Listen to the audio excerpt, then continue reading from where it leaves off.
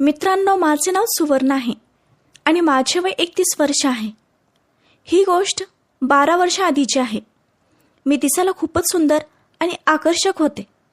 माझी त्वचा खूपच गोरी आणि मुलायम होती. मला बघून कोणीही मोहित होईल अशी माझी सुंदरता होती.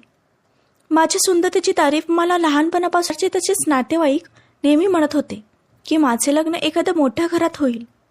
आमच्या परिवारामध्ये मला 4 बहिणी आणि 1 भाऊ होता. मी सगळ्यात मोठी होते.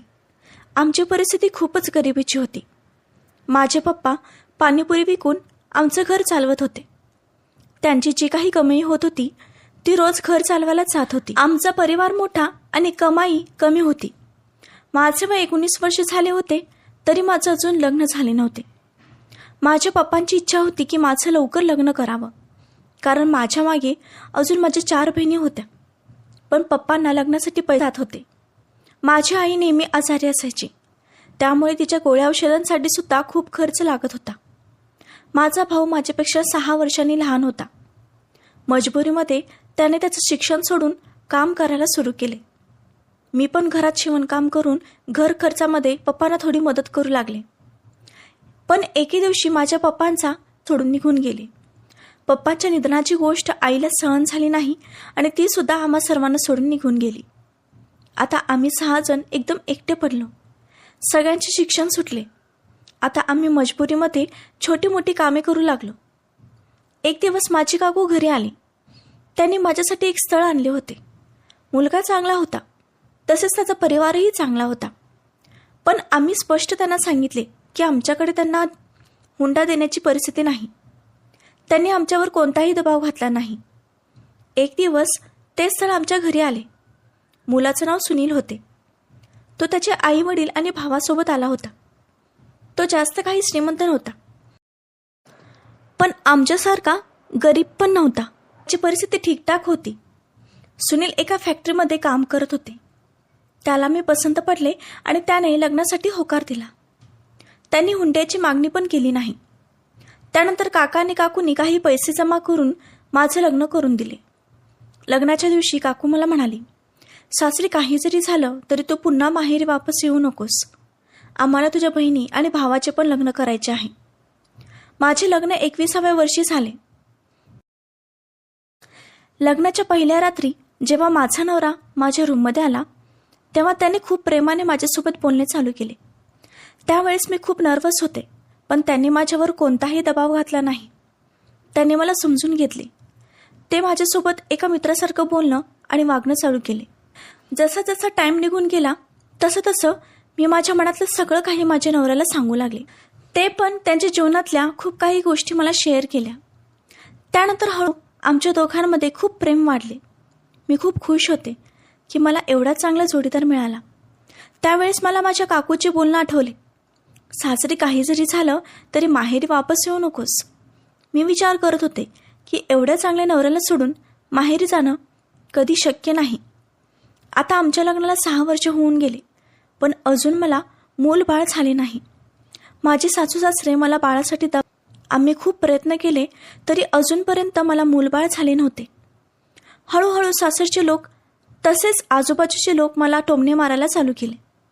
एक दिवस तर माझी सासू माझ्याजवळ आली आणि रागात मला म्हणाली, तुझ्या लग्नाला 6 वर्ष होऊन गेले तरी तू अजून आई झाली नाहीस.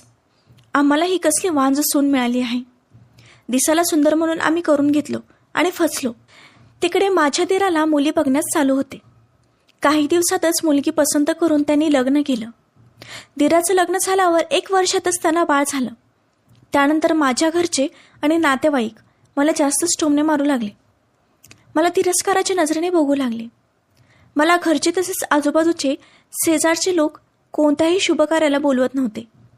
या सगळ्या गोष्टी मला सहन होत नव्हत्या. मला आता असं वाटू लागलं की माझं आता काहीच अस्तित्व नाही. माझी जाऊ तिच्या मुलांना माझ्याजवळ येऊ देत नव्हती. ती नेहमी तिच्या मुलांना माझ्यापासून दूर ठेवत होती. ती माझ्यापेक्षा वयाने खूप लहान होती, तरीही ती मला मुलांवरून टोमणे मारत होती आणि माझ्यासोबत वाईट व्यवहार करत होती. आता माझे सासरचे वातावरण दिवसेंदिवस खूपच कठोर होत चालले होते. बघता बघता माझ्या जावेला 4 मुले झाली. एक दिवस मी सगळ्यांचं टोमणे ऐकून एका कोपऱ्यात रडत बसले होते. तेव्हाच माझी सासू रागात येऊन मला म्हणाली, तुझ्या लग्नाला आता 11 वर्षे झाली आहेत, तरी तुला अजून बाळ झालं नाही. आता आम्ही सुनीलसाठी दुसरी मुलगी बघत आहोत. लवकरच त्याचं लग्न करून देईन आणि या वांजबाईला या घरातून हाकलून देऊया. त्यानंतर घरच्यांनी सुनीलचं लग्न फिक्स केले. तेव्हा मला माझे काकूचे बोलणे पुन्हा आठवले.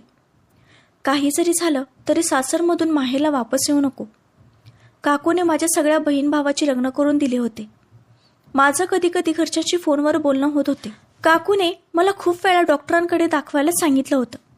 मी जेव्हा डॉक्टरकडे गेले तेव्हा माझे सगळे रिपोर्ट नॉर्मल दाखवत होते, पण माझ्या नवऱ्याने मला त्याचे रिपोर्ट कधीच दाखवले नाहीत. कधी कधी तर मला असं वाटत होतं की दोष माझ्यात नाही तर माझ्या नवऱ्यात असेल. जेव्हा घरी सुनीलच्या लग्नाचा विषय निघाला तेव्हा सुनीलने घरी स्पष्ट दुसऱ्या लग्नासाठी नकार दिला. ते त्यांच्या आईला म्हणाले, आई, मी दुसरं लग्न करणार नाही. मी माझ्या बायकोवर खूप प्रेम करतो आणि तिच्यासोबतच कायम राहील. आम्ही दोघे हे घर सोडून जात आहोत. सुनीलच्या या निर्णयावर सगळा परिवार आश्चर्य झाला. त्यानंतर आम्ही दोघं आमचं सामान घेऊन एका भाड्याच्या घरात राहायला निघून आलो. त्या घराचे मालक 44 वर्षाचे होते. त्यांचं नाव सचिन होते. जेव्हा आम्ही तिथे राहायला आलो तेव्हा मला जाणवले की ते मला खूपच वेगळ्या नजरेने बघत होते. ते मला पायापासून डोक्यापर्यंत खूप लक्ष देऊन बघत होते. सुरुवातीला घरी शिफ्ट होण्यात सचिनने आम्हाला खूप मदत केली. जेव्हा सुनील घरी नसायचे तेव्हा सचिन खिडकीतून मला टक लावून बघत होते. त्यावेळेस मला खूपच भीती वाटत होती. त्यानंतर सचिनने हळूहळू माझ्या नवऱ्यासोबत मैत्री केली. त्या दोघांची मैत्री एवढी पक्की झाली होती की माझा नवरा त्याच्यावर डोळे बंद करूनही विश्वास ठेवत होता. एक दिवस सचिनने माझ्या नवऱ्याला सांगितलं, मी या घरात एकटाच राहतो. माझ्या बायकोचं 6 वर्ष आधी निधन झाले. तुम्हाला घर भाडे देण्याची काही गरज नाही, तर मीच तुम्हाला प्रत्येक महिन्याला 3,000 रुपये देतो. तुम्ही फक्त माझ्यासाठी जेवण बनवत जा, कारण मला जेवण बनवता येत नाही आणि बाहेरचं खाऊन माझी तब्येत खराब होत आहे. माझ्या नवऱ्याने सचिनच्या या प्रस्तावाला होकार दिला, कारण आम्हाला आता घर भाडे द्यावे लागत नव्हते, तर उलट आम्हालाच 3,000 रुपये मिळत होते. त्यानंतर सचिन दिवसातून 2 वेळा आमच्या घरी जेवणाला येत होते. एक दिवस सुनीलचा वाढदिवस असल्यामुळे रात्री सचिनने दारूची बाटली आमच्या घरी घेऊन आला आणि सुनीलला म्हणाला, सुनील माझ्या मित्रा, चल आपण पार्टी करूया. तुझ्यासारखा मित्र मला भेटणं म्हणजे नशीब लागतं. तेव्हा माझ्या नवऱ्याने मला पण पार्टीमध्ये एन्जॉय करायला बोलवले. मी याआधी कधीच ड्रिंक केले नव्हते, पण जेव्हा सुनील आणि सचिनने हट्ट केला तेव्हा मी 1 ग्लास ड्रिंक केले. पहिल्यांदाच ड्रिंक केल्यामुळे मला नशा येऊ लागली. त्यावेळेस सचिन हळूहळू माझ्याकडे येऊ लागला आणि मला स्पर्श करण्याचा प्रयत्न करू लागला. तेव्हाच माझा नवरा म्हणाला, चला आपण तिघी मिळून थोडंसं डान्स करूया. या 11 वर्षामध्ये मी फक्त दुःखच बघितले होते, त्यामुळे जीवनातला हा क्षण मला आनंद घ्यायचा होता. त्यानंतर आम्ही तिघी डान्स करू लागलो. डान्स करताना सचिन हळूहळू मला स्पर्श करू लागला. कधी तो माझा हात पकडायचा तर कधी माझी कमर पकडून माझ्यासोबत डान्स करायचा. तो माझ्यासोबत विचित्रच वागू लागला. तेव्हा मी माझ्या नवऱ्याकडे बघितले, पण माझ्या नवऱ्याला या गोष्टीचा काही फरक पडत नव्हता. सचिन माझ्याकडे एका वेगळ्याच भावनेने जवळ येत होता आणि माझा नवरा माझ्याजवळ उभा राहून या सगळ्या गोष्टींचा स्वीकार करत होता. डान्स करून झाल्यावर मी थकले, म्हणून मी माझ्या रूममध्ये जाऊन झोपले. एक दिवस सुनील घरी नव्हते. तेव्हा सचिन दुपारी जेवण करण्यासाठी आमच्या घरी आले. ते मला म्हणाले, वहिनी, तुम्ही खरंच खूपच सुंदर आहात. अशी बायको मिळायला नशीब लागतं. सुनील खूपच नशीबवान आहे की तुमच्यासारखी बायको त्याला मिळाली. हे ऐकून माझं मन विचलित झाले. मी गप्प राहिले आणि हळूच मी म्हणाले, लग्नाला 11 वर्षे झाली पण अजून आम्हाला बाळ झाले नाही. माझं हे बोलणे ऐकून सचिनने माझा हात पकडला. त्यामुळे मी खूप घाबरले. ते मला म्हणाले, जर तुमची काही हरकत नसेल तर मी तुमची मदत करू शकतो. त्याची ही गोष्ट ऐकून जसं माझ्यावर आभाळच कोसळले. मी पुढे काहीच बोलू शकले नाही आणि त्याच्या हातातून मी माझे हात सोडवले. जेवण झाल्यावर सचिनने माझ्यावर एक वेगळ्याच काम वाचण्याच्या नजरेने मला वरून खाली बघितले आणि तो निघून गेला. हळूहळू सचिन आमच्या परिवाराचा एक सदस्य होत चालला होता. माझा नवरा सचिनला खूप पसंत करत होता. ते नेहमी म्हणत होते, सचिन माझ्या जीवनात एक खरा मित्र म्हणून आला आहे. परिवारापासून दूर राहिल्यामुळे मी स्वतःला खूप एकटं समजत होतो, पण सचिनने तो एकटेपणा घालवला. मी त्याला माझ्या मनातलं सगळं काही सांगू शकतो. मी मनातल्या मनात विचार करत होते, काय सुनील सचिनच्या या नजरेला समजत नव्हता? एक पुरुष होण्याच्या नात्याने हे सगळं त्याला समजायला पाहिजे होते. तरीही ते सचिनला घरी येण्यापासून का थांबवत नव्हते? अशा प्रकारे काही दिवस निघून गेले. आता सचिनची हिंमत वाढत चालली होती. जेव्हा जेव्हा सुनील घरी नसायचे तेव्हा सचिन किचनमध्ये येऊन माझ्या मागे उभा राहून कधी ते माझ्या कमरेला पकडत होते, तर कधी माझ्या हात पकडून त्यांच्याजवळ ओढण्याचा प्रयत्न करत होते. तेव्हा मी खूपच घाबरत होते. मी कधीच माझ्या नवऱ्याला धोका देण्याचा विचार केला नाही, पण सचिनची हिंमत दिवसेंदिवस वाढत चालली होती. एक दिवस त्यांनी मला जोरात मिठी मारली आणि मला म्हणाले, सुवर्णा तू खूप सुंदर आहेस. तेव्हा मला खूपच संकोच वाटत होता. मी कसंबसं त्यांच्या तावडीतून सुटले आणि कपडे सुकत घालण्याच्या बहाण्याने टेरेसवर आले. दुसऱ्या दिवशी सुनील त्याच्या फॅक्टरीच्या काही कामानिमित्ताने 2-3 दिवसांसाठी बाहेर गेले. त्या रात्री मी घरी एकटीच होते. अचानक दरवाजा वाजला म्हणून मी दरवाजा उघडला. समोर पाहते तर सचिन उभे होते. त्यांचा जेवणाचा टाईम झाला होता. ते घरात आले. त्यांना जेवण वाढल्यावर मी माझं किचनमधलं काम करू लागले. किचनचे काम झाल्यावर मी माझ्या रूममध्ये आले आणि बेडवर पडून पुस्तक वाचू लागले. तेव्हाच मी पाहिलं की सचिन माझ्या रूममध्ये येऊन आतून कडी घातला. हे बघून मी एकदम घाबरून त्यांना विचारलं, हे काय करत आहात तुम्ही? तेव्हा ते माझ्याजवळ आले आणि मला त्यांच्याजवळ ओढून घट्ट मिठी मारली आणि मला म्हणाले, सुवर्णा मी आज तुला माझ्या मनातलं सांगणारच. मी तुझ्यावर खूप प्रेम करतो. आता मला नाही राहावत. असे म्हणून त्याने माझी चुंबन घेण्यास सुरुवात केली. मी त्याला दूर ढकलले आणि म्हणाले, माझं लग्न झालं आहे. मी माझ्या नवऱ्याला धोका नाही देऊ शकत. त्यावर सचिन म्हणाला, यात धोका देण्याचा विषयच येत नाही. तुला बाळ पाहिजे होतं ना, मी देतो तुला बाळ. तेव्हा मी त्याला म्हणाले, मी फक्त माझ्या नवऱ्यावर प्रेम करते आणि कोणत्याही परपुरुषाला माझ्याजवळ येऊ देणार नाही.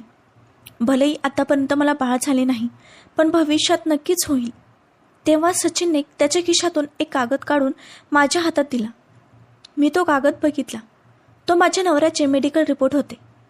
त्यामध्ये माझ्या नवऱ्यामध्ये दोष असलेलं दाखवलं. त्यामुळे आम्हाला मूलबाळ होत नव्हते. हे पाहून मला एकदम धक्का बसला. मला काही सुचत नव्हते. मी काय करू? मी एकदम खाली बसले. माझ्या अंगातले त्राण गेल्यासारखे झाले होते. तेव्हा सचिन माझ्याजवळ आले आणि मला म्हणाले, सुवर्णा मी समजू शकतो तुझं दुःख. दोष तुझ्यात नसूनही तुला सर्वांचं खूप काही ऐकून घ्यावे लागले आणि या सगळ्या गोष्टीचा त्रास तुझ्या नवऱ्यालाही होत आहे. एक दिवस तुझ्या नवऱ्याने ही सगळी कहाणी मला सांगितली.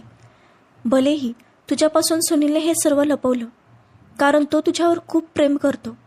त्याला भीती वाटत होती की तू त्याला सोडून जाशील, म्हणून त्याने तुला याबद्दल कधीच सांगितलं नाही. पण तुझ्या नवऱ्याने मला सगळं काही सांगितलं होतं.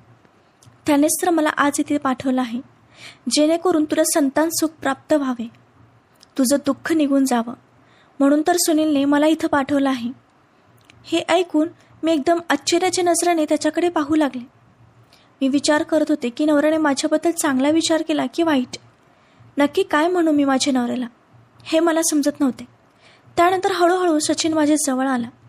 माझ्या साडीचा पदर काढला आणि लग्नानंतर जशी सुहागरात्र होते तशी आमच्या दोघांची सुहागरात्र झाली. 2-3 दिवस आम्ही दोघं सोबत होतो. 4 दिवसांनी सुनील वापस आले. त्यांनाही ही सगळी गोष्ट माहीत होती. आता सचिनही आमच्या घरातले परिवारासारखेच सदस्य झाले होते. काही दिवसांनी खुशखबर मिळाली, मी प्रेग्नेंट राहिले होते. जेव्हा मला बाळ झालं तेव्हा माझ्यासोबत माझा नवराही खूप खुश झाला. आता मी सचिन आणि सुनील या दोघांसोबत खुशी खुशी राहू लागले. मित्रांनो, कथा कशी वाटली कमेंटमध्ये नक्की सांगा. कथेला जास्तीत जास्त लाईक करा, शेअर करा आणि चॅनलला सबस्क्राईब करा. धन्यवाद.